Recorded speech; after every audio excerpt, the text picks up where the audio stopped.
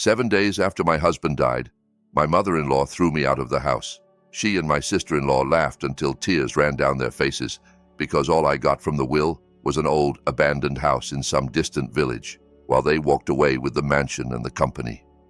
That same night, I dragged my suitcase through the rain to that crumbling house Ryan had left me.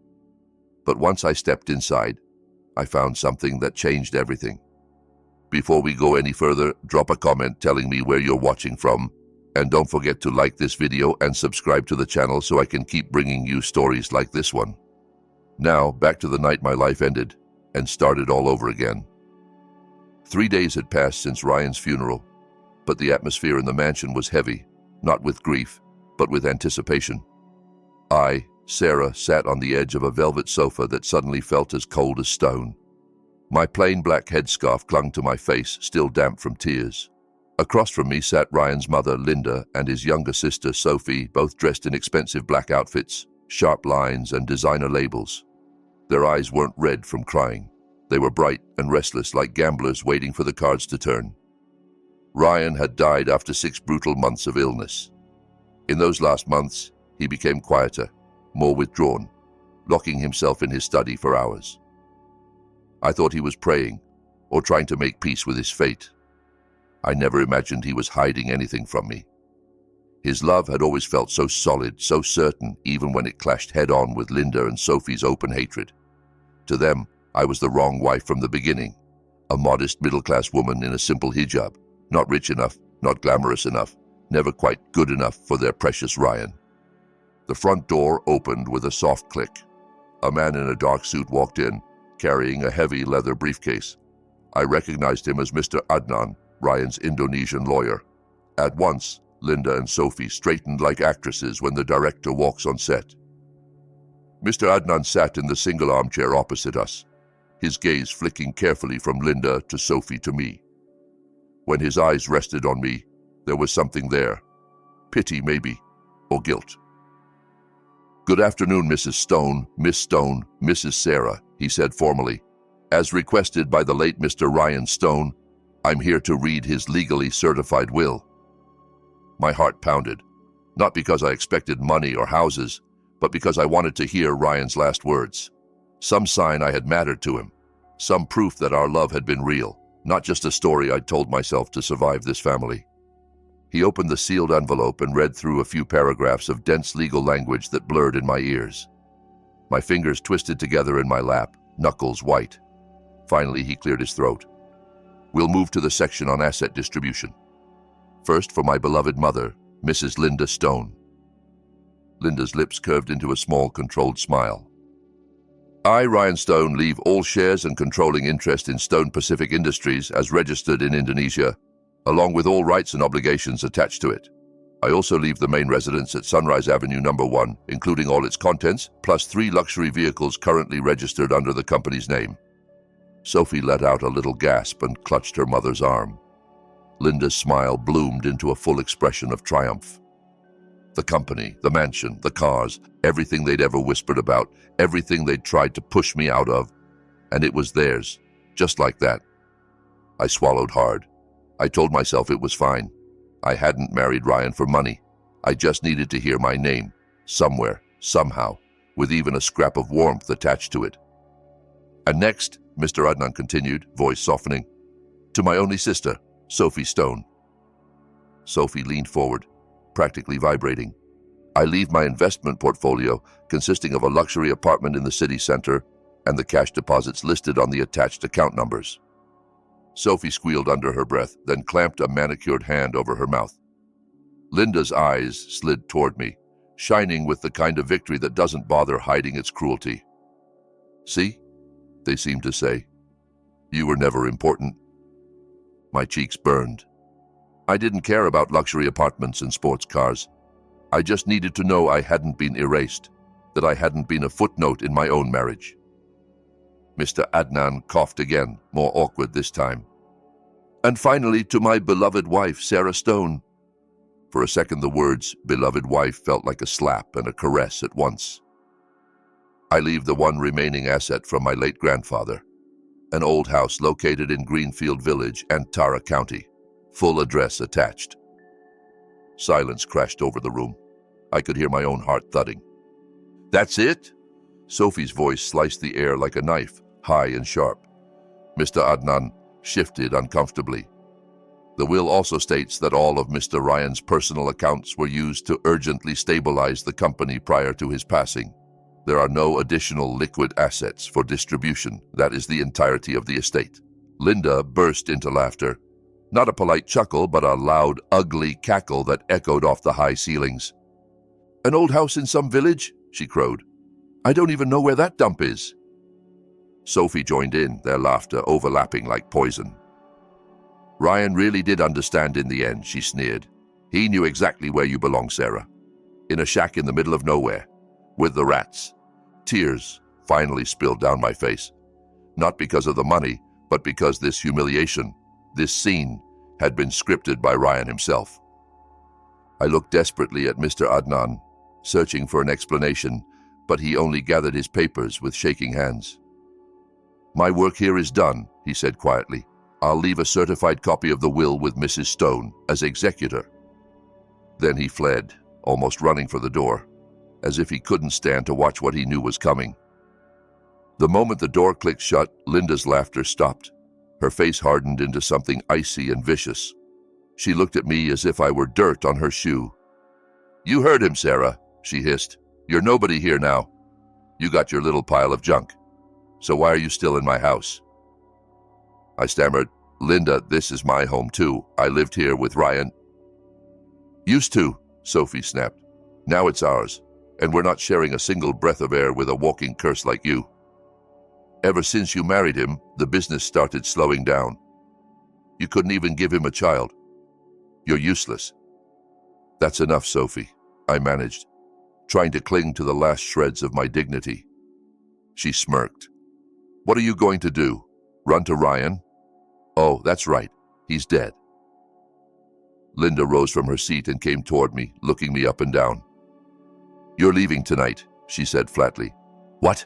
It's late. Where am I supposed to go?" I whispered, panic tightening my throat. "To your precious shack," she shouted. "Greenfield Village. That's where you belong now. Sophie, get her things." "No need," Sophie said, smiling like a cat. "She came here with one suitcase. I remember." She ran upstairs to the bedroom that had been mine and Ryan's. Moments later, she came back, dragging my old suitcase down the stairs so carelessly that it bounced across the marble steps. She tossed it at my feet. The zipper burst half open, a few dresses and one black headscarf spilling onto the floor. "Take your trash," Linda ordered, "and get out." "I can't," I begged, my voice cracking. "It's raining." "I don't care." She grabbed my arm with more strength than I thought she had and yanked me to my feet. Together, she and Sophie pushed me toward the front door. I was too stunned to fight back. My body felt like it didn't belong to me. They flung the heavy door open. Cold night air and ruthless rain slammed into my face. "Go!" Linda snarled, shoving me hard. I stumbled, landing painfully on the wet tiles of the porch. My suitcase followed, flying through the air and crashing into a puddle. The door slammed behind me, the lock turning with a heavy finality. Their laughter rose again from inside, muffled by walls and drowned in the roar of the storm. I sat there on the drenched porch, rain mixing with tears, my headscarf plastered to my cheeks. A week ago, I'd been the lady of that house. Tonight, I was an unwanted stray. I pulled myself up, legs shaking, and looked at the crumpled sheet of paper in my hand. The address of the inheritance Ryan had left me. Greenfield Village. A place I'd never heard of. I had no one left to call, no home, no money. But I couldn't sit there until morning like a drowned rat outside their gate. I dragged my soaked suitcase down the driveway and out into the street, each step heavier than the last. I headed for the only place that made sense, the intercity bus terminal. The terminal was a small, noisy hell on earth. Diesel fumes, sweat, and garbage mixed in the air. Conductors leaned out of bus doors, yelling destinations at the top of their lungs. People shoved past me, eyes sliding over the drenched woman in black hauling a muddy suitcase. Since marrying Ryan, I'd lived in sanitized comfort. This chaos felt like another planet. Curious stares followed me as I made my way to the ticket counters. I must have looked ridiculous. a soaked, trembling woman in a black hijab, dragging an expensive suitcase now streaked with mud. "Which bus goes closest to Greenfield Village?" I asked the clerk, voice barely above a whisper. He frowned at the unfamiliar name, then shrugged. "We don't go all the way in there, ma'am. Best I can do is drop you at the Antara crossroads. From there, you'll need a motorcycle taxi if anyone's still running in this rain." I had no choice. I bought the cheapest overnight ticket I could, using almost all the crumpled bills left in my wallet, the money I'd taken out days earlier to buy flowers for Ryan's grave. Irony burned in my throat. The battered economy bus was packed and stifling. I squeezed into a cracked seat by a window that didn't close properly. My suitcase sat on my feet, and I hugged it like it was the last piece of my old life. As the bus pulled out of the city, the bright lights of the mansion disappeared behind us, swallowed by the rain. Every pothole in the road sent a jolt through my spine and my heart. Water streaked the window in crooked lines. I pressed my forehead, wrapped in damp fabric, to the cold glass. "Why, Ryan?" The question circled endlessly. Why had he done this to me? My mind drifted back 6 months, to a quieter afternoon in the mansion's garden, not long after his diagnosis, when the sickness was still a shadow in the corner, not yet the center of our lives. Ryan had sat by the koi pond looking strangely far away. "Sarah," he'd said hoarsely, "if one day I do something that hurts you, something that makes no sense, promise me one thing." I'd taken his thinning hand, alarmed. "What?" "Whatever happens, trust me," he said, locking his eyes with mine. "I may have to make some very hard choices, but I will only ever do it to protect you." At the time, I thought he meant treatment decisions, refusing chemo or something like that. I'd squeezed his hand and said, "I'll always trust you." Remembering it now felt like a cruel joke.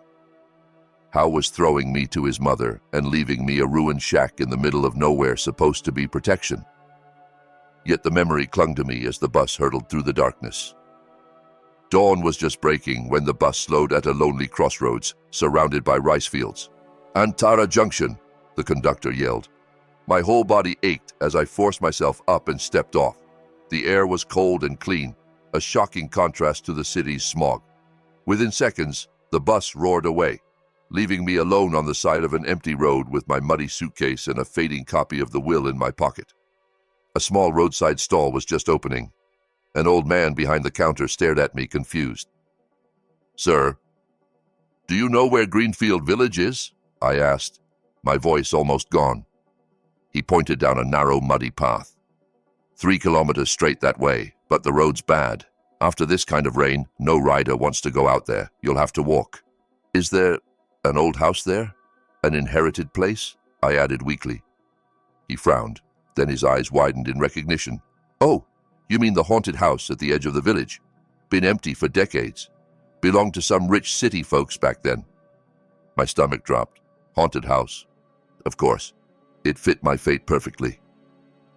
I thanked him and started walking. Road was a generous word. The suitcase wheels clogged with mud instantly, so I ended up lifting it, carrying it a few meters, then dropping it to rest, over and over. My clothes clung to my skin, sticky with dried rain and sweat. After more than an hour of trudging past rice fields and cassava patches, I finally saw a crooked wooden sign, Greenfield Village. A handful of houses scattered along a narrow lane. Women washing clothes in a stream openly stared at me, whispering to each other. A city woman in a filthy black hijab, dragging a ruined suitcase toward the village's cursed house. I must have looked like an omen. I followed the dirt lane to the very end, where the trees thickened and the air turned cooler. There, crouched behind overgrown branches like a forgotten animal, was my inheritance. Calling it an old house was generous. It was a carcass. Paint had peeled away, exposing rotten wood beneath. Tall weeds choked the yard. Several windows were shattered, leaving dark holes like empty eyes. The roof sagged in places, tiles missing, letting the sky in. This was what Ryan had left me. This was the protection he'd arranged in his will. My knees buckled and I sank down onto the damp ground in front of the half-collapsed gate. I wanted to cry, but I felt hollow. scraped clean. Linda and Sophie had won. They had the mansion, the company, the cars. I had a pile of trash in a village that smelled of wet earth and mosquitoes. I sat there for a long time, letting insects bite me, my mind spiraling toward a single dark thought. Maybe it would be easier to just disappear here, to crumble along with this house. Then something small and white caught my eye among the weeds near the front steps. I frowned and squinted. Flowers. Tiny, white, star-shaped flowers. I forced myself to stand and walk closer. In a broken terracotta pot on the porch, one plant thrived against all odds. A jasmine bush, carefully pruned, leaves glossy and green, buds just starting to open. The delicate scent of jasmine drifted up, ridiculously pure in all this decay. Jasmine, the same fragrance as the candle Ryan had given me 6 months earlier. Another memory surfaced, absurdly clear. A night we watched a movie about a couple who lost everything and had to move into a shack. Ryan had laughed and said, "If we ever end up broke in some little hut, don't worry. I'll hide the key to our real house in the safest place in the world, under a jasmine pot." I'd laughed and called it a silly joke. Now my heart began to hammer. No, that's impossible. It's just a coincidence. But my hands moved on their own. I pushed aside the weeds and wrapped my fingers around the heavy pot. With a grunt, I slid it aside. Beneath it, in a cracked tile, something metal glinted in the dirt. My hand shook as I picked it up. A large brass key, old and slightly rusty. I stared at it in my palm, then looked at the solid front door. It had a heavy, old-fashioned lock. My despair evaporated into frantic, trembling confusion. This wasn't an accident. The jasmine, the joke, the key. Ryan had put it here on purpose. I climbed the steps, heart pounding in my ears. The key slid into the lock as if it had been waiting. With all the strength I had left, I turned it. A loud click, then a painful creak as the swollen wood gave way. Stale air rushed out, thick with dust and mold. Inside, the house was dark, but beneath the smells of rot and old droppings, something else lurked. Old paper and pipe tobacco. The exact scent of Ryan's private study back in the mansion. I stood on the threshold, frozen. This was not just a random shack. This was a message. Whether I liked it or not, I had to step inside and hear it. I dragged my soggy suitcase over the threshold and used my phone's flashlight, praying the battery would last. The front room had once been grand. High ceilings, heavy furniture, white sheets draped over everything like ghosts. Cobwebs hung from every corner. The wooden floor groaned under my weight. Dust motes swirled in the beam of my flashlight. It was obvious no one had lived here in years. But the scent of pipe smoke grew stronger down a narrow hallway, pulling me toward a door at the end. I pushed it open and stopped dead. This room was different. The furniture was uncovered. A sturdy teak desk, a large leather office chair, wall-to-wall bookshelves. Dust lay in a thin layer, but the air felt recently disturbed. Someone had been in here not that long ago. A pipe stand sat on the desk, empty but still smelling faintly of smoke. This was Ryan's scent, his space, transported into the skeleton of a village house. Why? What had he been doing here while I thought he was going to therapy or business meetings? My flashlight swept across the far wall and caught on something that didn't fit. In the middle of the peeling paint and old timber hung a big modern oil painting in a sleek black frame. It showed a gray city sky above a wide river crossed by a massive steel bridge. London Bridge. Ryan had never mentioned liking art, much less paintings of London. Why hang something that expensive in a place like this? I stepped closer and touched the frame. It was solid, heavy. I tried to lift it, but it wouldn't budge. It seemed bolted to the wall. My tiredness faded under a rush of suspicion. I ran my fingers along the edges, pressed gently in several spots. Nothing. Still, my gut screamed that something was behind it. This whole setup was too strange. A hidden study in a rotting house, a painting of London, the key under the jasmine pot. Ryan loved spy movies. I took a deep breath and tried sliding the painting sideways. Nothing. Then, on a wild impulse, I pulled gently at the bottom edge. A soft click sounded. The painting swung outward on hidden hinges like a door, revealing a gray metal box embedded in the wall. A digital safe. I stepped back, sucking in a breath. This was no accident. Linda's cruelty, the will, the key, the jasmine, the painting, and now this safe. They were all pieces of one enormous plan. I stared at the keypad. 4 digits. Maybe 6. My phone battery icon was already red. I had to hurry. I tried Ryan's birthday. Beep. Error. Mine. Error. The day we first met. Error. Panic rose in my throat. My gaze flicked back to the painting. There was no obvious clue. Think like Ryan. He could be romantic, but his romance was always laced with logic. Suddenly, I knew. Our wedding date. The official start of us. My fingers shook as I entered the numbers. For a second, nothing happened. Then a long, clear tone sounded, followed by a satisfying metallic click. A tiny green light blinked on. The door of the safe popped open a fraction of an inch. I held my breath and pulled it wide, expecting stacks of cash, important documents, maybe a letter explaining his madness. Instead, my heart dropped into my stomach. The safe was almost empty. On one side sat a medium bottle of mineral water. Next to it, a pack of whole-grain biscuits. And in the center, a thin, crumpled brown envelope. That was it. No gold bars, no deeds to secret mansions, no letter spelling out his plan. Just snacks and a piece of paper. A bitter laugh bubbled up in my throat. Water and biscuits. Did he think I'd starve here? My hands were clumsy as I tore the envelope open. Inside was a single sheet of thick paper, printed neatly with an airline logo I recognized from international ads.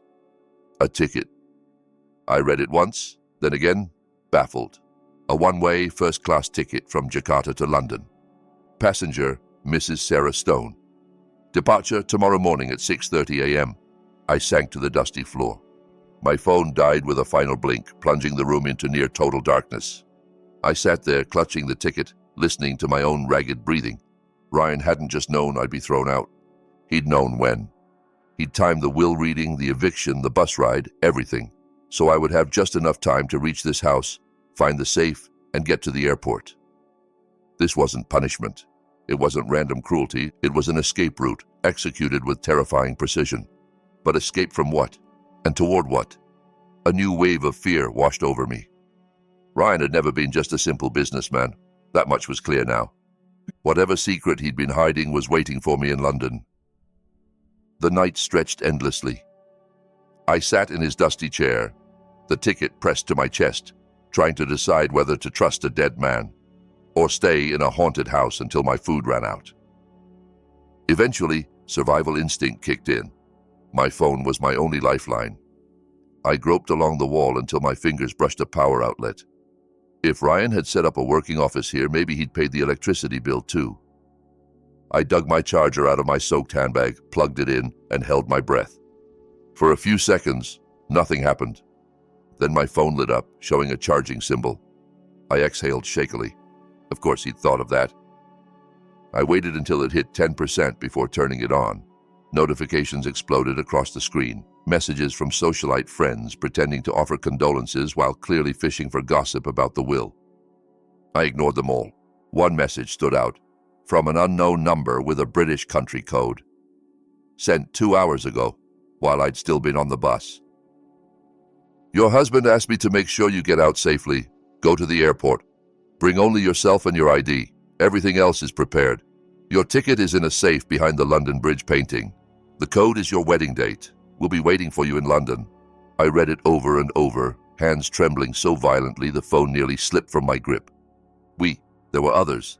Someone in London who knew about this house, this safe, that code. Someone working for Ryan.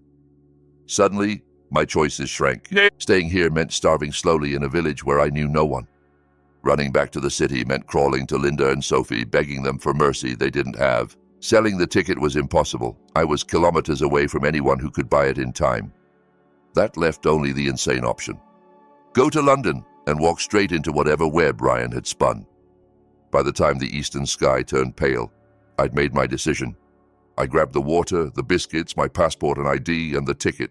The message had been clear. Don't bring anything else. I looked at my muddy suitcase. The last physical pieces of my old life. Dresses I'd worn to charity dinners.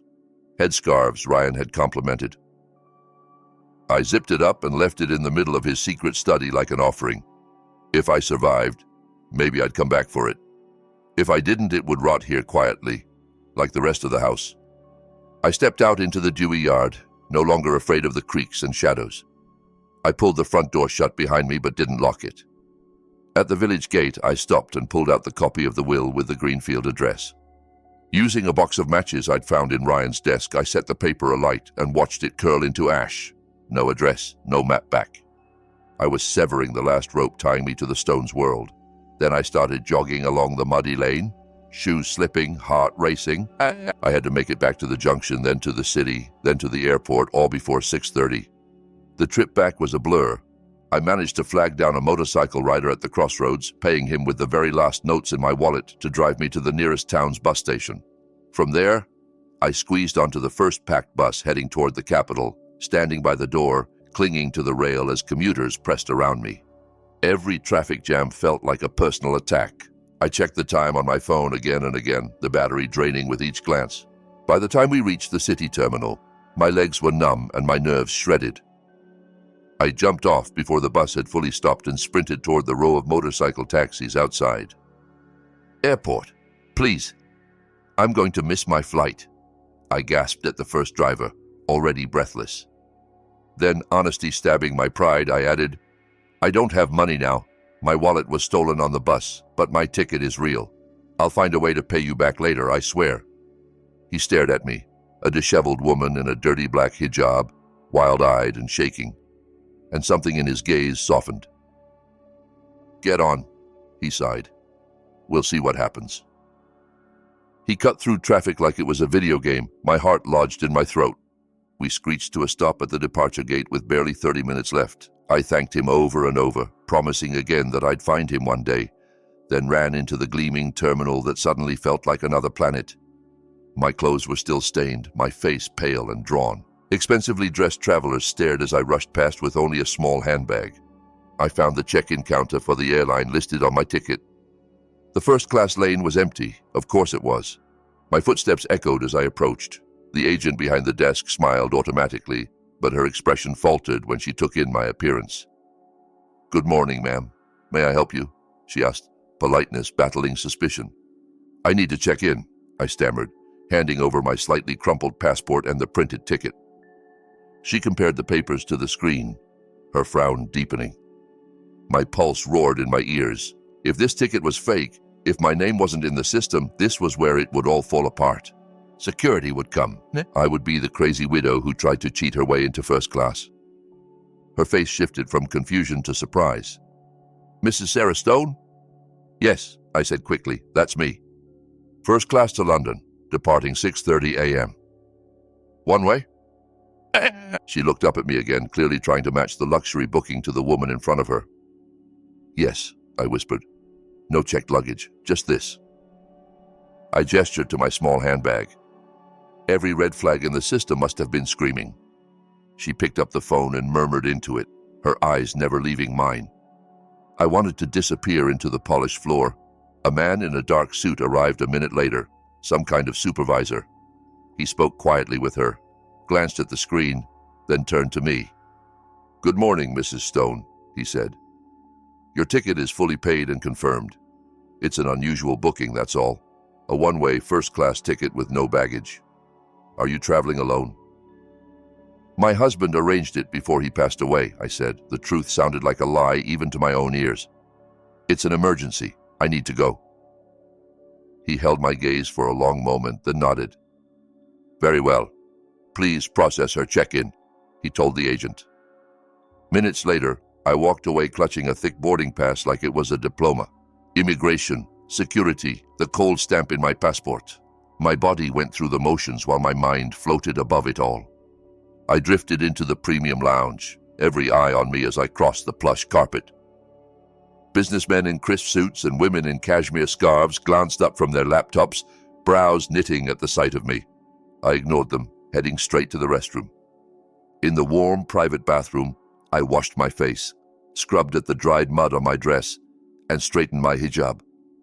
When I looked in the mirror, I still looked exhausted and out of place. But at least I resembled a human being. The final boarding call echoed through the lounge. I hurried to gate F8, handed over my pass, and stepped onto the jet bridge. My fingers dug into the armrest as the plane taxied and finally lifted off, the city shrinking into a patchwork beneath the clouds. 12 hours earlier, I'd been thrown out of my home like trash. Now I was in a private first-class suite with a door that slid shut, a reclining leather seat that turned into a bed, and a flight attendant offering me champagne. "Just water, please," I whispered. When the wheels left the ground, tears slipped down my cheeks. I was leaving my country, Ryan's grave, everything I'd known, flying toward a life I hadn't chosen. I didn't sleep the entire flight. My mind wouldn't let me. The attendant brought delicately plated meals whose names I didn't know how to pronounce. I forced down a little bread and fruit, nothing more. Most of the time I stared out at the clouds, my thoughts racing. Linda and Sophie's laughter felt distant now, like sound from another lifetime. The will had been real, yes, but it had also felt staged, exaggerated, like a performance designed for their eyes. Was it bait? A trap meant to lure them into grabbing a poison prize? If so, what was I flying into? Another trap? Some criminal organization Ryan had gotten tangled with? Or the answer to a truth he'd been hiding for years? When the captain announced our descent into Heathrow, my stomach twisted. "Current temperature in London, 8 degrees Celsius with light rain," he said calmly. 8 degrees. I looked down at my thin dress and shivered. I was going to freeze. Still, as the plane glided down through low clouds and the city lights rose to meet us, a strange determination settled over me.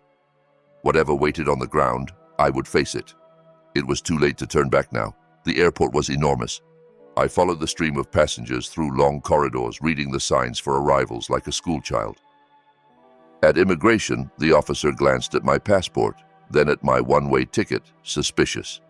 He typed something into his computer, watched the screen, then his expression changed almost imperceptibly. A special note, maybe. He stamped my passport and handed it back with a dry, "Welcome to the United Kingdom."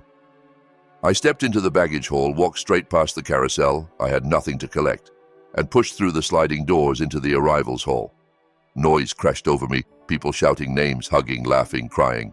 Dozens of drivers holding up signs, "Mr. Smith, Dr. Patel, Johnson family." I stood rooted to the spot, chest tight. I didn't know a single soul here. The message had said, "We'll be waiting," but what if it was a lie? What if all of this had been some elaborate way of discarding me far from home? For a terrifying moment, I imagined myself sleeping in a corner of the terminal, clutching my handbag, unable to even beg properly in English. Then I saw him, slightly apart from the crowd, calm in the chaos, stood a tall, older man with silver hair combed neatly back. He wore a charcoal suit and a long black coat, the kind of understated clothes that screamed money without trying. In his hands, he held a small black leather sign. Gold letters gleamed on it. Mrs. Sarah Stone, my full name, my married name. The world narrowed to that rectangle of leather. He saw me at the same moment I saw him. Our eyes met, his a pale, piercing blue that assessed me quickly without contempt. He didn't flinch at my plain clothes or the signs of days of travel. It was as if he'd expected me to look exactly like this. I walked toward him on shaky legs. "I'm Sarah," I managed. My voice sounded too small in the vast hall. He gave a slight formal bow and, to my shock, spoke in careful but fluent Indonesian, the language of home, though his accent bent the vowels. "Welcome, ma'am," he said. "This is your true inheritance." For a second, I thought I'd misheard him. My brain tried to translate his words into something more reasonable, failed, and short-circuited. "My inheritance?" I repeated weakly. "My inheritance is an old house in Greenfield Village." He shook his head gently. "That wasn't an inheritance, Mrs. Stone. That was a waiting room. A test your husband designed to make sure you were safely out of Indonesia before we could bring you here." He paused, then continued, voice steady. "I'm Jonathan Harrison, your late husband's lead attorney in London, and what your mother-in-law and sister-in-law received back home, that was only scraps." I stared at him, mouth slightly open. Waiting room, test, scraps. Linda's laughter flashed through my mind, the way Sophie had gloated over her apartment and bank accounts. The idea that they had gotten leftovers while I, the one standing here in a wrinkled dress and borrowed courage, was the real heiress felt impossible. My knees wobbled. Harrison noticed and stepped slightly closer, his tone softening. "You're freezing, and this is far too much to go through in an airport hallway. Our car is waiting.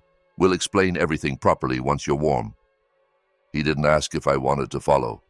He simply led the way, walking with the easy authority of someone used to opening doors other people couldn't even see. I followed because I had nothing else. He didn't take me toward the regular taxis, but through a discreet side exit into a private parking area. A long black Rolls-Royce waited there, gleaming under the gray London sky. A uniformed driver stepped forward and opened the rear door with a bow. My feet stopped, as if rooted to the pavement. And 24 hours ago, I'd been shoved out of a house. Now, a stranger's driver was bowing to me. "Please, Mrs. Stone," Harrison said gently. "This is all yours." The words sounded unreal. Still, I slid into the car. The interior smelled of leather and polished wood. The carpet under my feet was thicker than any blanket I'd ever owned. When the door closed, the outside noise vanished, replaced by a cocoon of quiet. Harrison took the seat facing me. As the car glided into motion, the city's unfamiliar buildings streaming past, I turned to him. "Please," I said, my voice rough, "tell me what's going on. I thought Ryan hated me. I thought he threw me away." Harrison exhaled slowly, his expression softening into something like respect.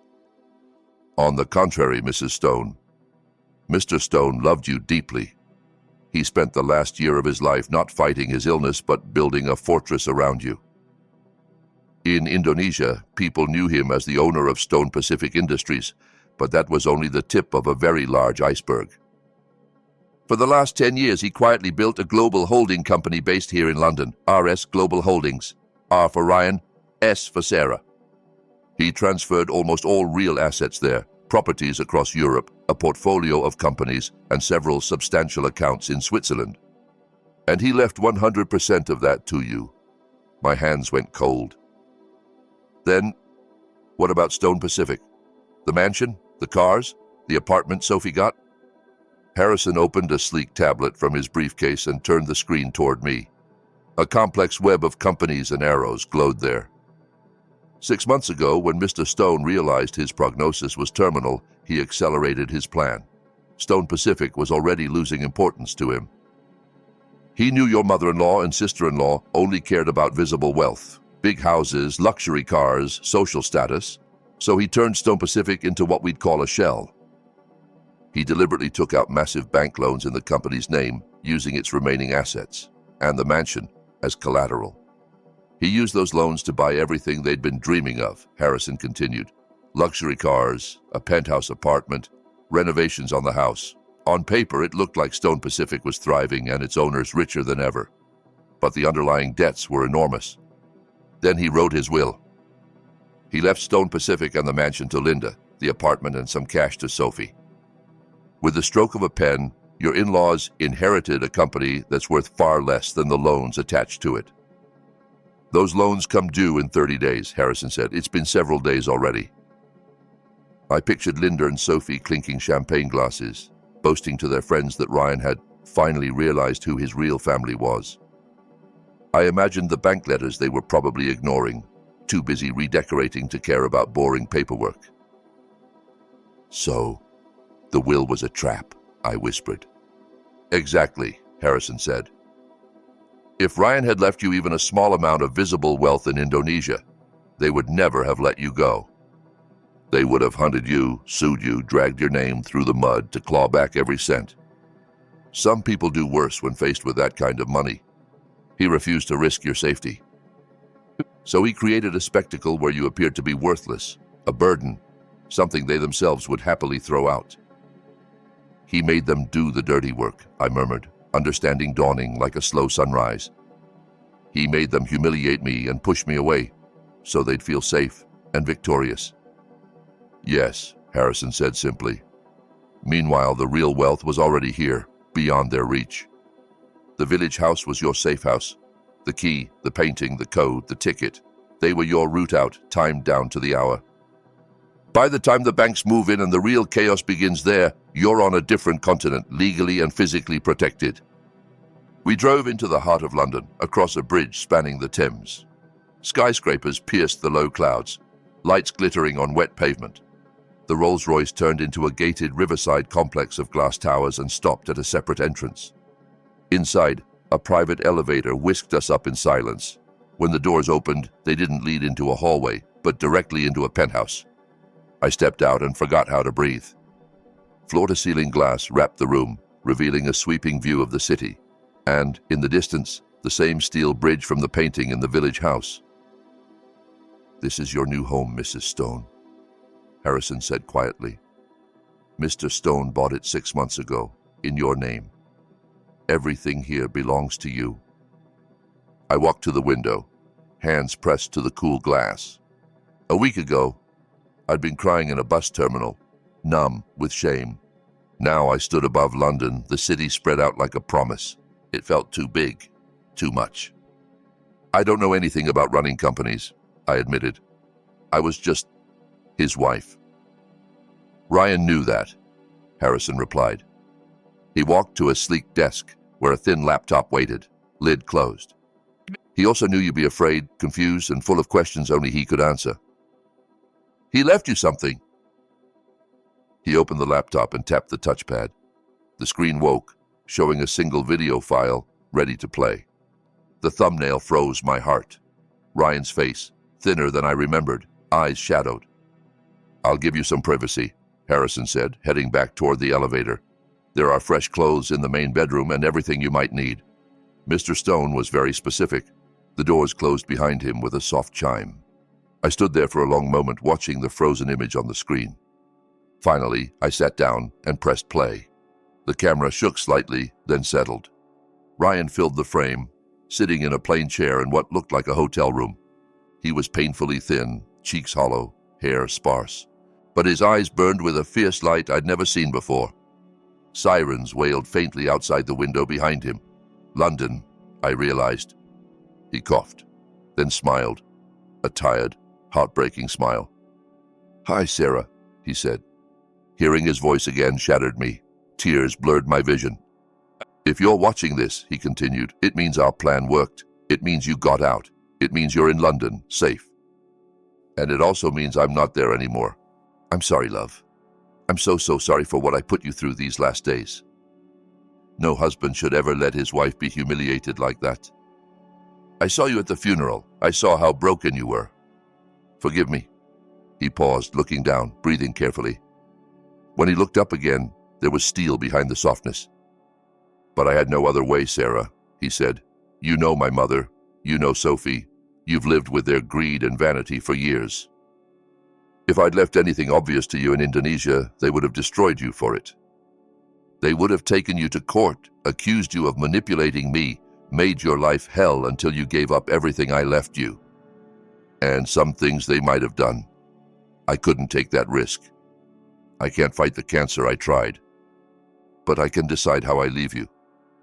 So I chose to spend the time I had left not waiting to die, but building a future you could survive in." He explained everything. How he'd funneled profits out of Stone Pacific into RS Global bit by bit over years. How, when the doctors told him the cancer was winning, he'd used loans to inflate the lifestyle Linda and Sophie craved, turning Stone Pacific into a beautifully wrapped financial bomb.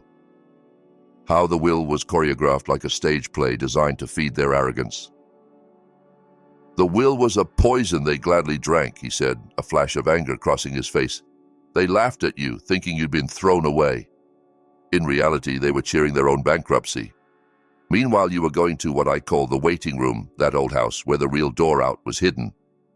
He talked about the house in Greenfield Village, how he'd restored just one room, his secret study, wired it with electricity, installed the safe, hung the painting, how he'd chosen the jasmine pot because he knew I'd remember his bad joke.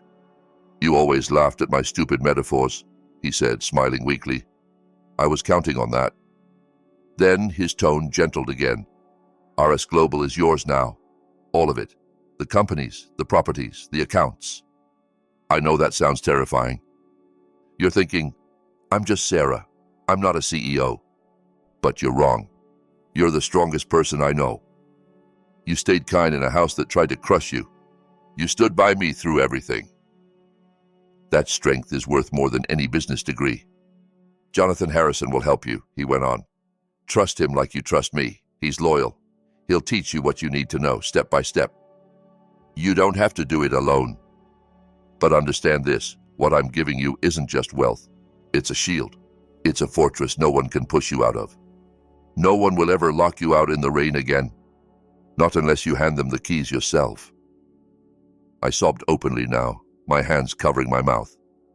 Then his expression softened into something almost peaceful. Live, Sarah, he whispered. Live well. Mourn me, but not forever. Buy clothes you like. See the world. If one day you meet someone and your heart decides to love again, let it. You have my blessing. I don't want my memory to be the cage that keeps you trapped. Be happy enough for both of us. Be the queen you were always meant to be. He stared at the camera for a long moment, eyes shining. I have to go. I'm so tired. I love you, Sarah. More than you'll ever know. Always. The screen went black. I folded over the desk and cried until there were no tears left. I cried for the boyish Ryan who'd brought me soup when I was sick.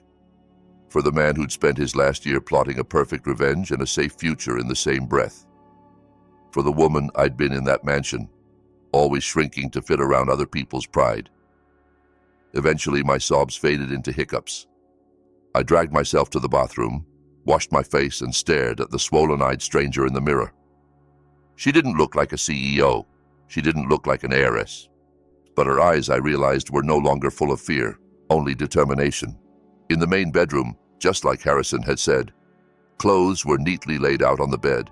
Elegant dresses, tailored trousers, soft blouses, and several beautiful hijabs in calm, flattering colors. All in my exact size. Ryan had known me down to the centimeter. I showered in water as hot as I could stand, scrubbing away the mud of Greenfield Village and the cold rain of that night on the porch. When I stepped out and wrapped myself in one of the thick white towels, it felt like shedding a skin. I dressed in fresh clothes, tied a new hijab around my hair, and for the first time in days, when I looked in the mirror, I recognized someone I wanted to be. Back in the living room, London glowed beneath the darkening sky. The bridge lights glittered on the river. The elevator chimed softly and opened. Harrison walked in, pausing when he saw me. He didn't say, "You look different." He only studied my eyes, then gave a small approving nod. "Have you watched the video?" he asked. "Yes," I said, my voice steady. "What do I do first?" He smiled, the first genuine smile I'd seen on his face. "First, you eat a proper meal and sleep. Jet lag is a cruel enemy. I've had dinner sent up. Tomorrow, we'll go through your assets. The day after, you'll chair your first board meeting as owner and CEO of RS Global Holdings. Welcome to your new life, Mrs. Stone." While days in London blurred into contracts, lessons, and boardrooms, time marched on in Jakarta. For Linda and Sophie, the weeks after the will reading were the best of their lives. Word spread quickly that Ryan had left them the mansion, the company, the cars, while I'd been dumped with nothing. Overnight, they became stars in their social circle. Linda, once just the wife of a businessman, now called herself company owner at every lunch. Sophie, newly ensconced in her city center apartment, posted endless photos of designer bags and champagne. They fired the staff who'd been loyal to me and replaced them with new servants who didn't know better. The mansion glittered with new chandeliers and louder decor. To crown their new status, Linda threw the biggest party the house had ever seen, a coronation of sorts. The garden shimmered with fairy lights, a live jazz band played by the pool, and high-level guests flowed through the doors in waves of perfume and tailored suits. Cameras flashed as Linda stepped onto the terrace in a deep red evening gown, diamonds sparkling on her neck and wrists. Sophie floated beside her in silver sequins. "You look incredible, Linda," one guest gushed. "Being in charge really suits you." Linda lifted her glass. "To our new life," she announced, when the band fell silent. "To wealth, to power, and to finally getting rid of all the useless baggage from the past." Glasses clinked. Some guests winced at the cruelty of her words, but no one said anything. Just as Linda raised her champagne to her lips, the doorbell rang, sharp and insistent, again and again. She frowned, annoyed. "Who has the nerve to show up uninvited?" she snapped. The guard hurried to open the gate. A group of 10 men in dark suits strode in, faces expressionless. They walked straight past the bewildered guard and guests, stopping on the terrace. The music died mid-note. "Who are you?" Linda demanded. "This is a private party." The oldest man stepped forward, adjusting his glasses. "Good evening. My name is Bhima. I represent the consortium of banks that hold loans against Stone Pacific Industries." He glanced at a document. "Am I speaking to Mrs. Linda Stone, registered owner and responsible party?" A flicker of unease crossed Linda's face, but she straightened, aware of all the eyes on her. "Yes," she said loudly. "I'm the owner, but this is hardly the time." "On the contrary, ma'am," Bhima replied coolly. 30 days ago, we sent notice that several large loans attached to Stone Pacific came due today. We have received no payment and no response to our repeated warnings. We are here to enforce the collateral on those loans, as permitted by law." "Loans?" Linda laughed, too loudly. "That's absurd. The company is healthy. We're rich." Bhima shook his head slowly. "The company is insolvent, ma'am. The loans were used to purchase many of the visible assets you are currently enjoying." His gaze swept over the house, the cars in the driveway, the very dress on her back. "Per the terms of the contracts your late husband signed, this house, its contents, and all vehicles registered under Stone Pacific are collateral. They now belong to the banks, effective immediately." Sophie's face drained of color. "No. Ryan wouldn't leave us with debts. He was loaded." "He was wealthy," Bhima corrected calmly, "but those assets have been transferred elsewhere. All that remains here is debt. And per his will, when you accepted the inheritance, you accepted full responsibility for those liabilities." He signaled to the men behind him. They moved into the house, accompanied by court officers, quietly placing seizure notices on furniture, paintings, electronics. Linda lunged toward one of them. "Get out of my house!" she screeched, grabbing his arm. Bhima's gaze hardened. "This is no longer your house, Mrs. Stone.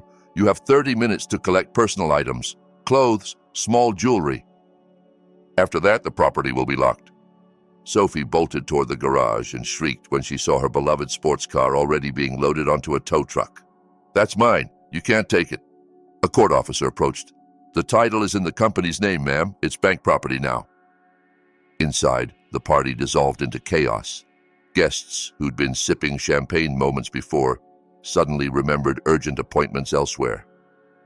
Some discreetly filmed everything on their phones. The once invincible Stone women screaming and sobbing as strangers walked through their renovated halls, tagging seized stickers on expensive art and furniture. In 29.5 minutes, the two women who had strutted like queens were reduced to their evening gowns, a few hastily grabbed handbags, and the jewelry they wore.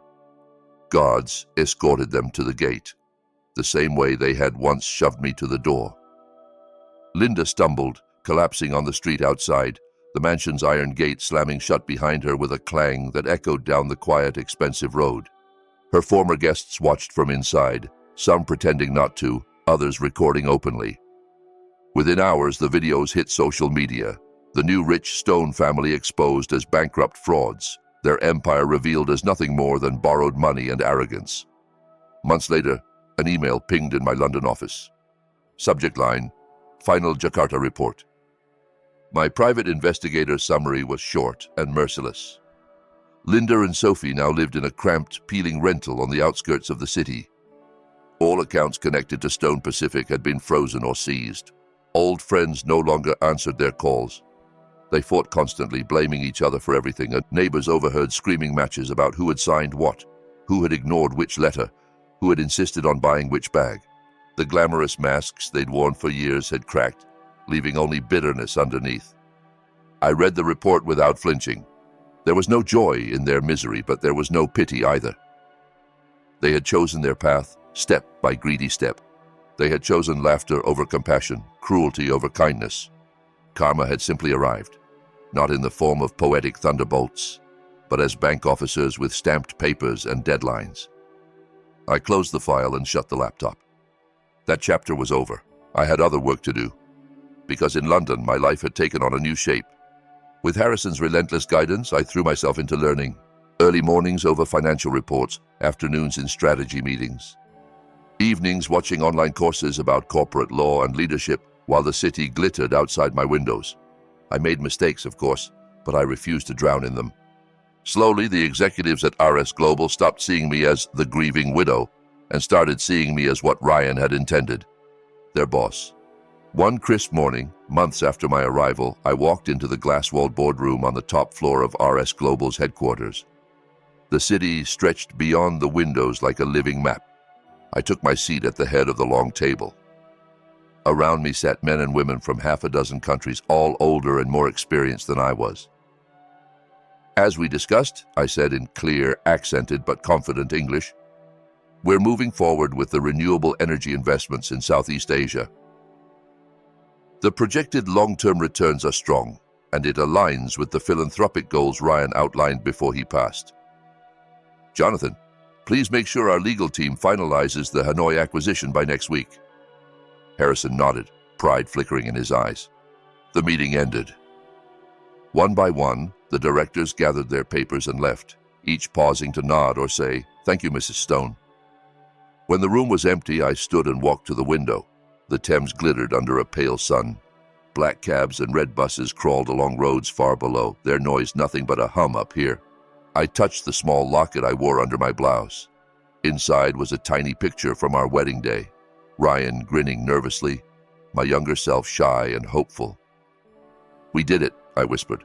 "Not just the revenge, the survival. I wasn't the woman crying on a bus anymore, or the one kneeling in the mud outside a haunted house. I was the woman Ryan had believed I could be long before I'd seen it myself. He had given me more than money. He'd given me a chance to build a life where no one could casually toss me into the street. And now it was my responsibility to use that chance wisely, to grow the empire he'd started, not out of greed, but out of gratitude and purpose. If you've listened to my story all the way to this point, thank you. Tell me in the comments what you would have done in my place. Would you have trusted that ticket or stayed where you were? And if you want more stories about love, betrayal, and unexpected second chances, make sure you hit the like button and subscribe so you don't miss what comes next. Because if I've learned anything, it's that life is full of plot twists. And sometimes the worst day of your life is just the first page of a better story.